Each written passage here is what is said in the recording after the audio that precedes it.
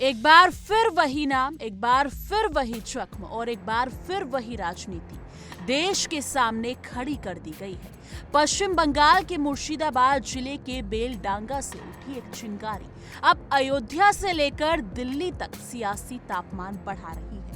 TMC से निलंबित विधायक हुमायूं कबीर ने शनिवार को अयोध्या की बाबरी मस्जिद की तर्ज पर बनने वाली मस्जिद के लिए पत्थर और ईंट रख दी, जिस बाबरी मस्जिद का मामला सुप्रीम कोर्ट के ऐतिहासिक फैसले के बाद शांत हो चुका था, जिससे पूरे देश ने स्वीकार कर लिया था। उसी मुद्दे को एक बार फिर राजनीतिक मंच पर लाकर खड़ा कर दिया गया है। यही वजह है कि इस कदम के सामने आने के बाद न सिर्फ बंगाल बल्कि पूरे देश में तीखी प्रतिक्रियाएं देखने को मिल रही हैं। अयोध्या के संत धर्माचार्य इस घटना से बुरी तरह आक्रोशित है, यानी कि वो काफी आक्रोश में भी नजर आ रहे हैं। संतों का कहना है कि सिर्फ एक मस्जिद की नींव रखने का मामला नहीं है, बल्कि 140 करोड़ भारतीयों की भावनाओं पर सीधा प्रहार है। उनका आरोप है कि जिस मुद्दे पर देश की सर्वोच्च अदालत ने अंतिम फैसला सुना दिया था, उसे दोबारा जीवित करना देश की एकता और सामाजिक सौहार्द के साथ खुलकर खिलवाड़ है।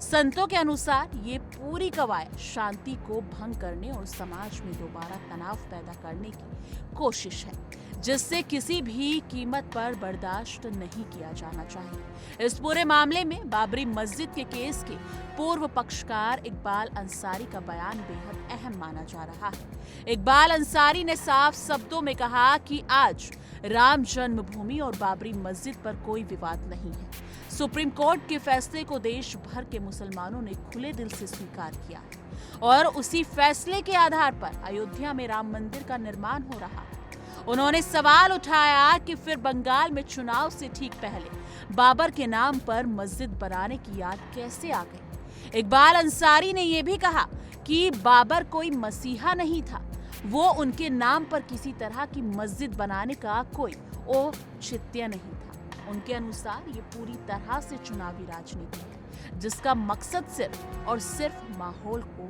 गर्म करना है। चुनाव से पहले बंगाल में मंदिर मस्जिद की राजनीति के तेज होने को लेकर सियासी गलियारों में भी बड़ी हलचल है। राजनीतिक विश्लेषकों का मानना है कि ये पूरा घटनाक्रम ध्रुवीकरण की रणनीति का हिस्सा है, जिसमें धार्मिक भावनाओं को भड़काकर वोटों का गणित साधने की कोशिश की जा रही है। जैसे ही ये मामला सामने आया, कांग्रेस सांसद इमरान मसूद ने भी हुमायूं कबीर पर कड़ा हमला बोलते हुए इसे पूरे देश में दोबारा नफरत फैलाने की तैयारी करार दिया। उन्होंने ये भी आरोप लगाया कि जिस व्यक्ति ने ये कदम उठाया है वो 2019 में भाजपा की ओर से चुनाव लड़ चुका है और इसलिए इसकी पृष्ठभूमि को भी गंभीरता से देखना आना चाहिए। इमरान मसूद ने पश्चिम बंगाल सरकार से इस मामले में सख्त कार्रवाई की मांग की है और कहा है कि अगर समय रहते इस तरह के भड़काऊ कदमों पर रोक नहीं लगी तो इसके गंभीर सामाजिक परिणाम सामने आ सकते हैं।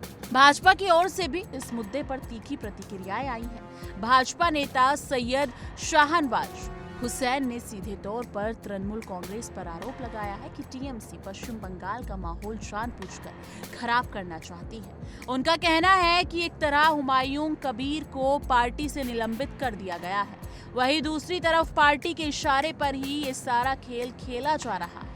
भाजपा का आरोप है कि ये पूरा घटनाक्रम वोट बैंक की राजनीति का हिस्सा है और टीएमसी राज्य में धार्मिक ध्रुवीकरण के जरिए चुनावी लाभ उठाना चाहती है। शहनवाज हुसैन ने यह भी कहा कि निलंबन सिर्फ दिखावे की कार्रवाई है, असली मंशा पर्दे के पीछे छुपी हुई है। सबसे अहम बात यह है कि इस पूरे मुद्दे पर मुस्लिम समाज के भीतर भी कड़ा विरोध सामने आया है। कई मुस्लिम नेताओं और सामाजिक संगठनों ने खुलकर हुमायूं कबीर की गिरफ्तारी की मांग की। उनका कहना है कि इस तरह की हरकतें मुस्लिम समाज की छवि को नुकसान पहुंचाती हैं और पूरे समुदाय को कटघरे में खड़ा कर देती हैं, जबकि देश का मुस्लिम समाज सुप्रीम कोर्ट के फैसले को स्वीकार कर चुका है और शांति के साथ आगे बढ़ना चाहता है। उनका ये भी कहना है कि राजनीतिक फायदे के लिए धर्म का इस्तेमाल किसी भी सूरत में सही नहीं ठहराया जा सकता। टीएमसी की स्थिति इस पूरे मामले में लगातार सवालों के घेरे में बनी हुई है। पार्टी ने हुमायूं कबीर को निलंबित जरूर कर दिया है, लेकिन विपक्ष का आरोप है कि ये केवल दिखावटी कार्रवाई है। बड़ा सवाल ये उठ रहा है, क्या ये सिर्फ निलंबन ही काफी है या फिर इस मामले में कानूनी कार्रवाई भी होगी? क्या राज्य सरकार इस मुद्दे को गंभीरता से लेकर कानून के तहत कदम उठाएगी या इससे महज राजनीतिक बयानबाजी के हवाले छोड़ दिया जाएगा?